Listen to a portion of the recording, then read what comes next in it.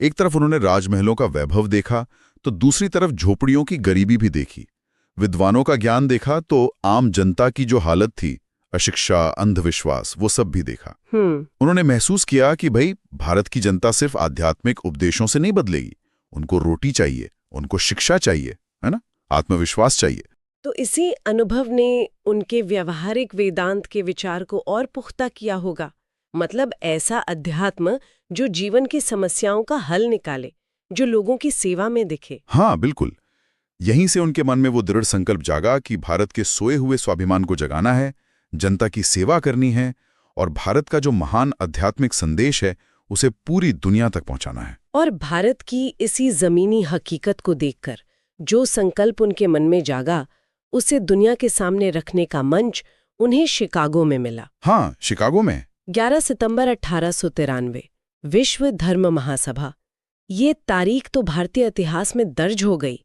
जैसा हमने शुरू में कहा, उनके पहले वाक्य sisters and brothers of America ने ऐसा असर किया कि लोग हैरान रह गए। उस संबोधन में ऐसी क्या खास बात थी? देखिए, उसमें कोई औपचारिकता नहीं थी, वो दिल से निकली हुई आवाज थी। एक अपनेपन का, एक सार्वभौमिक भाईचारे का एहसास था उसमें। उस दौर में पश्चिम की दुनिया भारत को या तो सपेरों का, जादूगरों का देश समझती थी। हाँ, ये छवि थी। या फिर कुछ दार्शनिकों का देश जो दुनिया से कटे हुए हैं।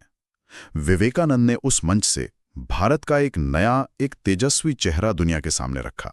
उन्होंने अपने भाषण में मुख्य तौर पर क्या कहा, किन विचारों पर जोर दिया? उन्होंने दुनिया को बताया कि भारत वो देश है जिसने दुनिया को सहिष्णुता सिखाई है, सार्वभौमिक स्वीकार्यता का पाठ पढ़ाया है। उन्होंने सर्वधर्म समभाव की बात की, यानी सभी धर्मों का सम्मान करना, ये मानना कि रास्ते भले ही अलग अलग हैं पर मंजिल सबकी एक है। उन्होंने वसुधैव कुटुंबकम का संदेश दिया, यानी सारी दुनिया एक परिवार है।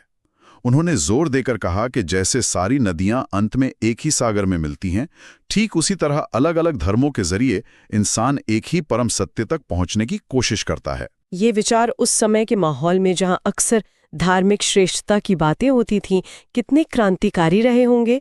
इस भाषण का असर क्या हुआ फिर? असर तो जबरदस्त था। इसे दुनिया के महानतम भाषणों में गिना जाता है।